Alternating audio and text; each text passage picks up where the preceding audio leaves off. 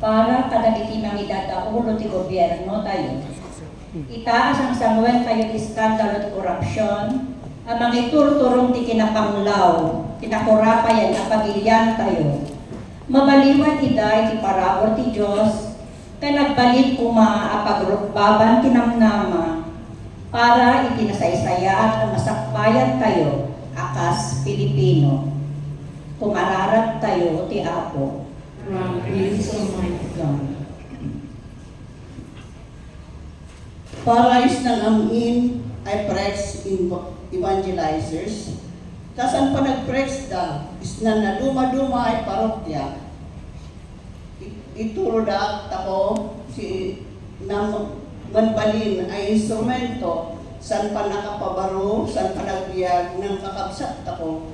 Yadat ewa ay panagserbi isnan ilida. Iluwalot ako kanapo. From grace Almighty God.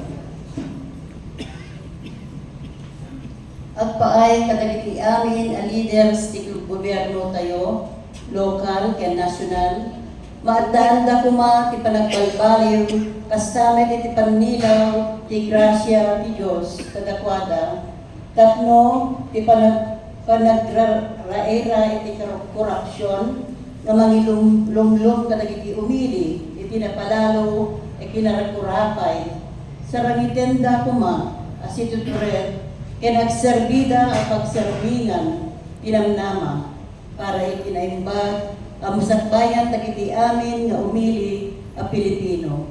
Kumararat tayo, Tiapo. From grace Almighty God.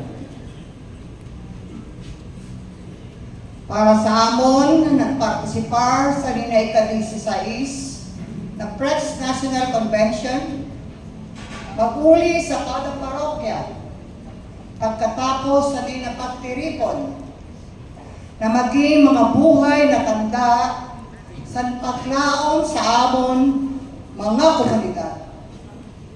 Paagi sa pagsabuhay sa mga mensahe kag leksyon na naaraman sa convention na ini.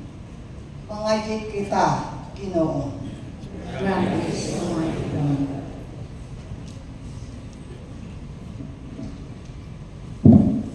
Para kumun si katayon amin, yung para klase at prex, sa Espiritu Santo kumun, so untulong at si katayo, piano unsanting so spiritual kaya panagbilay kayo, na nang papanunong na walay pag-asa tayo, mandasal tayo.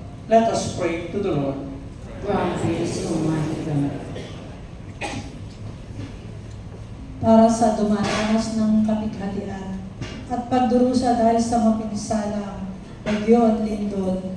Panginoon, lukuban mo sila ng iyong pagmamahal at awa. Para sa lahat ng aming mga mahal sa buhay na namayapana at para sa lahat ng mga bahagi ng Prex family na buong pusong naglingkod upang maipalaganap ang mabuting balita ng pag-asa. Naway makamta nila ang kalwalhatian sa kaharian ng Panginoong Diyos.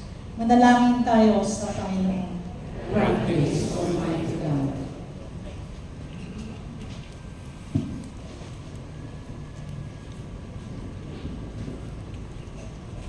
O God, our refuge and our strength, hear the prayers of your church.